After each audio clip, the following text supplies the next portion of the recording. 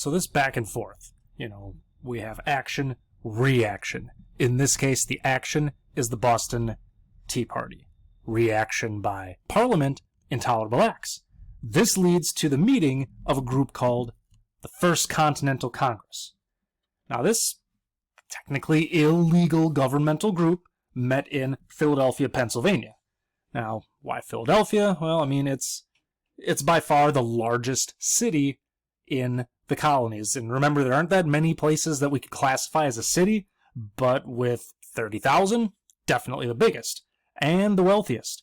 And unlike Boston, it has a harbor that's open year-round.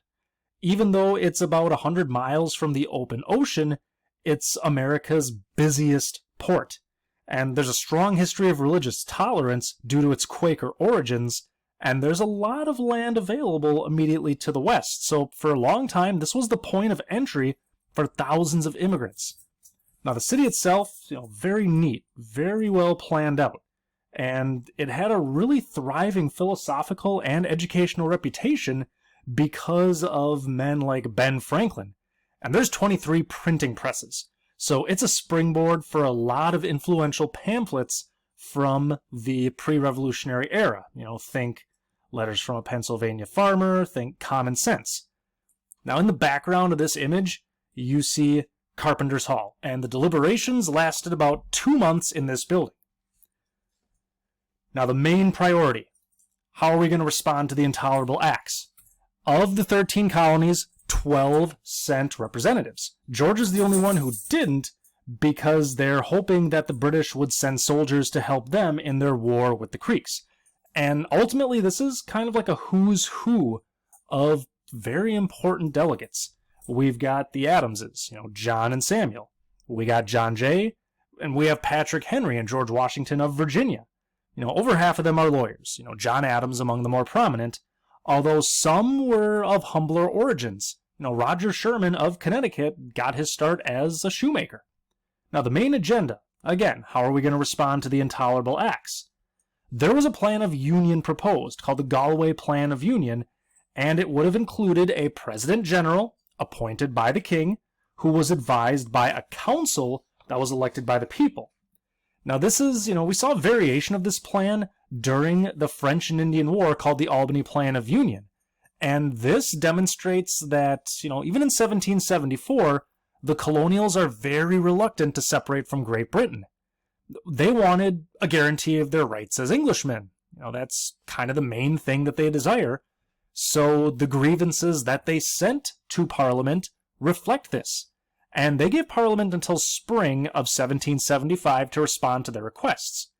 Now, they did agree to an economic boycott until the intolerable acts were completely repealed. So we get a political response to all of this. Now, by this time, Massachusetts really had borne the brunt of British actions, and they're ready to fight. Because of this, the Massachusetts delegation was the most radical faction in attendance at that First Continental Congress. Now, because of their regular patrols, the British knew that there was a colonial arsenal at Concord, about 20 miles from Boston. The arsenal meaning they have a cache of weapons and ammunition. So these patrols gathered pretty solid intelligence. In April, they went to seize it, and it was also known that John Hancock and Samuel Adams were hiding in Lexington before attending the Second Continental Congress. But there were no official orders given to arrest them. The story's kind of been passed down that the goals were to seize the arsenal and to seize these two men. That wasn't necessarily the case. By this time, nearly all towns had a force of militia, some of them known as Minutemen, that were ready to provide their own weapons for common defense if required. And normally you had to be 16 to 60 and you provided your own weapons. You would train somewhat regularly on a common space or a village green, so when the time came, you were ready to go. Now, to warn residents of the British intent, Paul Revere, silversmith who was credited with creating that bloody massacre engraving, and his friend William Dawes took two separate routes to warn Hancock and Adams, as well as the citizens of Lexington and Concord. If you want to get to Concord from Boston by land, you got to go through Lexington. They hung lanterns from the Old North Church to warn of the British route, and the phrase was 1 if by land, 2 if by sea. Now, a full British regiment was met on the village green in Lexington by a small group of militia. Shots were fired. This still remains a mystery to this day. We don't exactly know who fired first. But in the immediate aftermath, 8 Minutemen were dead, and 10 more lay wounded on the field. The British lost 1 horse. Now, they marched on to Concord, and they found nothing because of the advance warning of their arrival. So the British turned back towards Boston, and they were continually fired upon by Minutemen who shielded themselves from return fire by hiding behind the trees, buildings and fences. Now, by the time the British got back to Boston, 95 colonials lost their lives, compared to 273 British killed or wounded. And, you see the date on screen. This is a date that really reverberates in world history, because this sets off a series of other revolutions. And John Adams would claim the Battle of Lexington on the 19th of April changed the instrument of warfare from the pen to the sword. And you might think that, hey, you can't come back from this, but, overtures are still going to be made for peace. Now, the colonials, led by Ethan Allen and Benedict Arnold, would capture Fort Ticonderoga in upstate New York, while the British landed 3 major generals in Boston, Generals Clinton, Howe, and Burgoyne.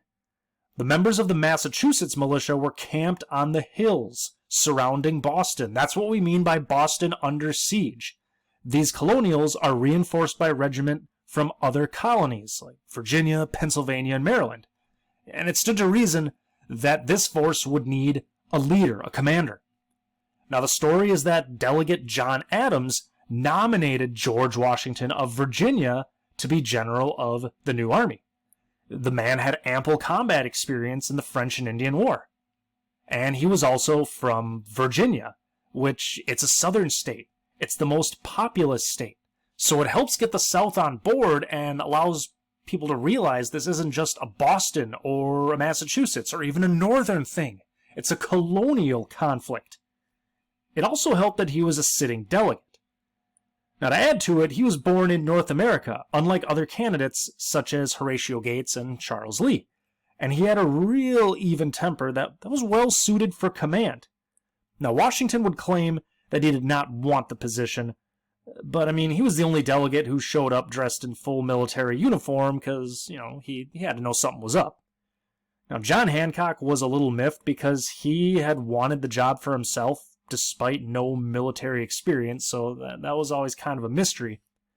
And, regardless, Washington had to create an army from scratch without the aid of military manuals that had been the backbone of the British Army for centuries. Now, eventually, the Continental Army was fully integrated, and this is the only time the American Army is fully integrated until the Vietnam War in the 1960s.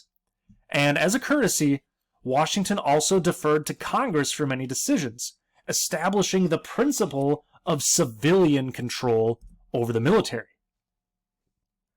Now, meanwhile, you have the Second Continental Congress, who was met because their grievances haven't been addressed.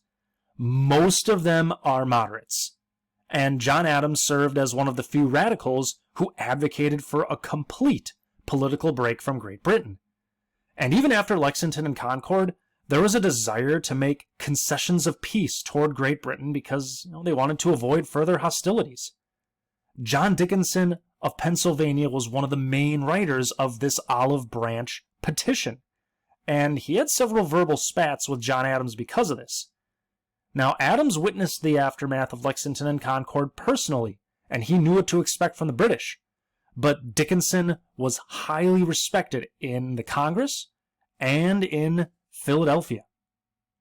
Now, we'll see following Bunker Hill. A lot of this is going to end up being a moot point, but Dickinson and the anti-war faction held out hope of peaceful measures since there were members of Parliament like Edmund Burke who spoke out in favor of American rights. Now we arrive at Bunker Hill. The British tried to use overwhelming force to terrorize the amateur Americans. And this battle was viewed by Abigail Adams and their oldest son, John Quincy, from a hill near their homestead in Braintree. Now, the Americans lost 450, but they picked off the British officers with deadly accuracy at a time when this was considered dishonorable. Now, the body of Dr. Joseph Warren, you see the death of Major General Joseph Warren, it was dug up and it was desecrated to insult him.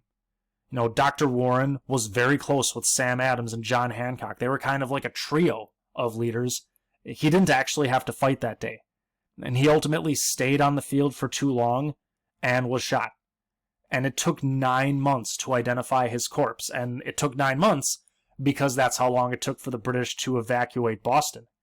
It was even said that Warren, might have been able to challenge Washington for leadership of the army had he lived.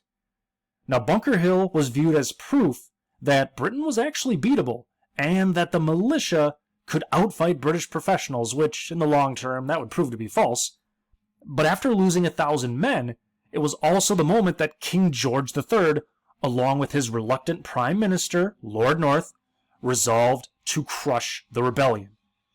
After Bunker Hill, there really could be no turning back for either side.